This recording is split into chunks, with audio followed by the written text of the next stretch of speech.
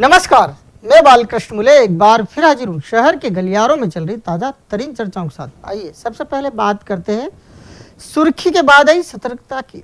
मुजफ्फरनगर में फैली दंगों की आग ने केंद्र के साथ साथ राज्य सरकार को भी चिंता में डाल दिया है।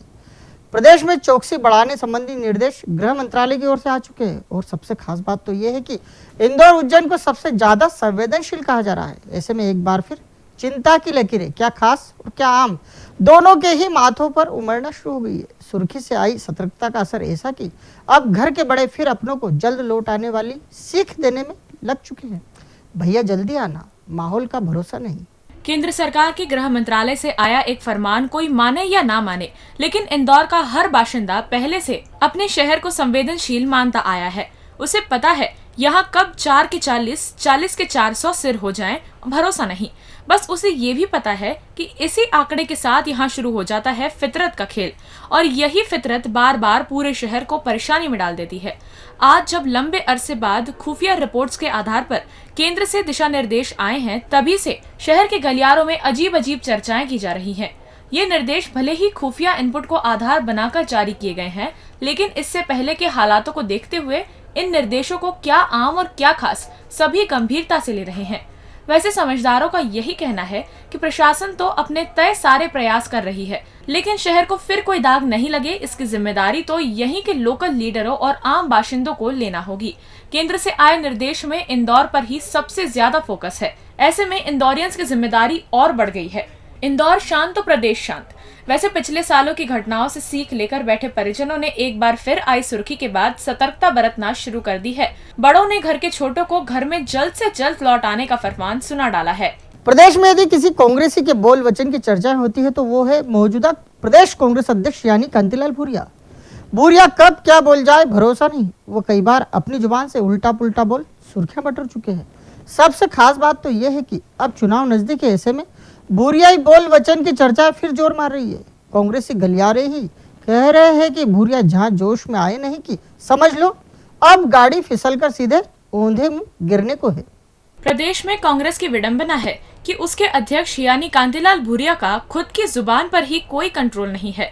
अपनी जुबान से निकलने वाले द्विअर्थी शब्दों का मुजाहिरा तो वो पहले भी कई बार पेश कर चुके हैं, लेकिन अब जैसे जैसे चुनाव नजदीक आ रहे हैं, उनकी जुबान लगातार ही फिसलना शुरू हो गई है।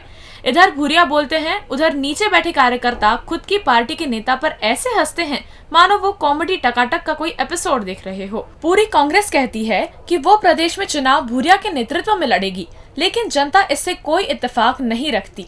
भूरिया के बाल वचन की चर्चा कर लें तो हाल ही में भूरिया के मुख से सत्ताधारी बीजेपी के नाम पर कई तीर चले, लेकिन वो बीच बीच में ऐसा भी कुछ बोल गए जिससे उनकी कही गंभीर बातें भी हंसी में कहीं जाकर छुप सी गई।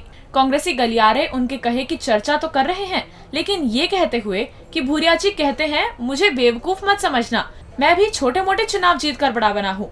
कॉलेज का चुनाव जीता हूँ, उसके बाद पंचायत का, फिर विधायक का, सांसद का और फिर जाकर प्रदेश अध्यक्ष बना हूँ। कौन क्या करता है और क्या नहीं मुझे सब पता है। कांग्रेसी कार्यकर्ता कहते हैं, अब आप ही बताइए, ऐन चुनाव के समय भूरिया गाथा सुनाने का भला कोई तुक है? भूरिया बीजेपी पर आरोप तो खूब लगाते हैं, लेकिन उदाहरण देते समय औंधे मुंह गिर पड़ते हैं। भूरिया कहते हैं, बीजेपी का काम है 24 घंटे में 48 घंटे दंगे करवाती है। अब भूरिया के ऐसे उदाहरणों का जब उनके अपने पोस्टमार्टम करते हैं तो माथा पकड़ लेते हैं। कहते हैं, अब बताइए 24 घंटे में 48 घंटे कैसे होते हैं? अब जिधर कान लगाओ उधर ही भूरियाई वाणी के चर्चे हैं। वैसे उन्हें जानने वाले ये भी कहने से नहीं चूकते हैं कि अभी तो आचार संहिता लगना है, चुनाव चरम पर आना है, तो आगे देखिए होता है क्या। चुनावी साल है और नेता का आयोजन करना बेहद जरूरी। ऐसे में यदि आयोजन पारंपरिक मिल जाए तो क्या कहने। ऐसा ही कुछ हुआ है सिंधिया ब्रिगेड के संटू नेता के साथ। नेता इन दिनों मोदक भोग वो भी भगवान गणेश को लगाने जा रहे हैं। वैसे आयोजन पारंपरिक है, लेकिन सहयोग से मंदिर भी 5 में है और नेता भी 5 से ही दावेदार है। ऐसे में भोग तो लगेगा, लेकिन पूरी तरह चुनावी। 5 नंबरी गलियारों में इन दिनों एक आमंत्रण बेहद चर्चा का विषय बना हुआ है। ये आमंत्रण है सिंधिया ब्रिगेड के उस सिपाही का जिसे संटू नेता अर्थात विपिन खुजनेरी कहा जाता है। विपिन अर्थात संटू आमंत्रण भेज रहे हैं। उसका मजमून कुछ इस अंदाज में है। मोदक भोग और भोजन प्रसादी दिनांक 14 सितंबर 2013 वार शनिवार और समय 12 से 5 बजे तक। नेता लिखते हैं, मान्यवर जय गणेश। प्रत्येक वर्ष की तरह इस वर्ष भी गणेश उत्सव पर भगवान श्री खजराना गणेश को मोदक लाडू का भोग लगाया जाएगा। इस वर्ष भोग के रूप में 151 किलो के मोदक का भोग लगाया जाएगा और आपकी उपस्थिति हमें अनुग्रहित करेगी। अब ये न्योता 5 नंबरी गलियारों के हर कोने में पहुंच रहा है। वैसे तो सब कुछ सामान्य है, लेकिन फिर भी इसकी चर्चा गली गली हो रही है। कहा जा रहा है कि संटू नेता को चुनाव अभियान समिति की ओर से हरी झंडी है। सक्रिय रहो, वो भी 5 नंबर में ही। सो नेताजी पूरा समय यही दे रहे हैं। इधर एक मालदार दावेदार के समर्थक लगातार ये कहते नहीं थक रहे कि जबरन ही मेहनत कर रहे हैं संटू नेता, मिलना तो है नहीं, फिर भी लगे हैं। वैसे मालदार दावेदार के समर्थकों के कहे पर भले ही संटू नेता समर्थक मौन है, लेकिन इसका भी जवाब है और वो है राजनीतिक चर्चाकारों के पास। चर्चाकार कहते हैं, राजनीति में आगे बढ़ना है, बस ऐसे ही सक्रिय रहो जैसे फिलहाल संटू सक्रिय है। टिकट मिल गया तो ठीक, वरना सरकार बन गई तो फिर लाल बत्ती तो तय हो ही जाएगी। समझ रहे हैं ना आप? विधानसभा क्षेत्र क्रमांक 1 में यूं तो रूलिंग पार्टी के विधायक यानी सुदर्शन गुप्ता बेहद सशक्त है। बावजूद इसके कुछ सत्ताधारियों को न जाने क्या हो गया है, जो एक के बाद एक इसी सुदर्शनी किले यानी विधानसभा में अपनी दावेदारी जताने आ ही जाते हैं। आपकी बार 1 नंबरी गलियारों में गोलू के सक्रिय होने की चर्चा है। वैसे गोलू अभी बेसहारा है और वो मोर्चा के 9 मतदाता सम्मेलन के सहारे खुद की दावेदारी जताते दिखाई दे रहे हैं। नेताओं का काम हमेशा आम लोगों से कुछ हटकर होता है।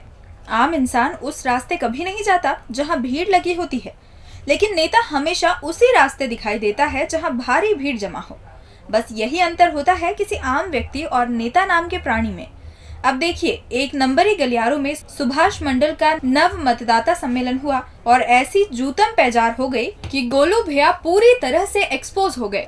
दरअसल इसके पीछे एक और कारण है। गोलू ऐसे परिवार यानी बड़े भैया के परिवार से जुड़े हैं जिनका इलाके में डंका बजता है, लेकिन बावजूद इसके युवा ब्रिगेड आई और युवा मोर्चा के आयोजन में ही लात घूंसे कर ससम्मान चली भी गई। अब गोलू भले ही इस बात को ज्यादा तवज्जो न दें, लेकिन 1 नंबरी गलियारों में लात घूंसे चलने के बाद बड़े से जुड़े नेता को कमजोर आंका जा रहा है। लेकिन अब इसी बीच गोलू भैया के ठिये से ही चुनाव खबरें आना शुरू हो गई है।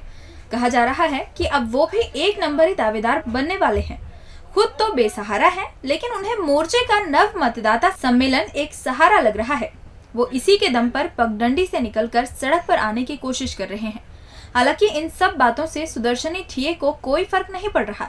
उन्हें पता है कि ये मरी माता के नेता हैं और मरी माता तक ही सिमटे रहेंगे, भले ही मोर्चा के नगर अध्यक्ष का दायित्व इनके पास क्यों न हो।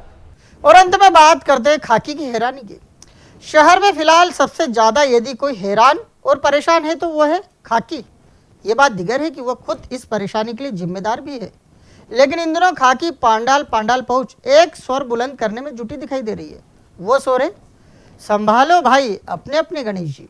अपना रुतबा पूरी तरह से खो चुकी खाकी इन दिनों बेहद परेशान है। खाकी उस कहावत को भी चरितार्थ करती सुनी जाती है जिसे आम बोलचाल में अपनी ढपली अपना राग कहा जाता है।